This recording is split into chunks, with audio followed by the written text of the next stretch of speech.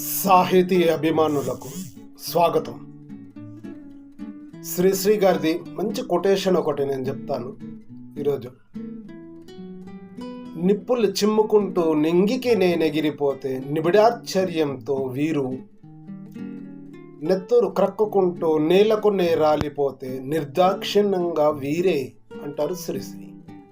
ఇక్కడ వీరు అంటే సమాజం, మన చుట్టుపక్కల ఉండే బంధుమిత్రులు అందరూ కూడా మనం ఎదిగాక ఆశ్చర్యంతో చూస్తుంటారే తప్ప ఆనందించకపోగా అభినందించకపోగా మనని ఒక ఆశ్చర్యంగా చూస్తూ ఉంటారు మనం ఎదిగినప్పుడు, ఉన్నత స్థాయికి ఎదిగినప్పుడు.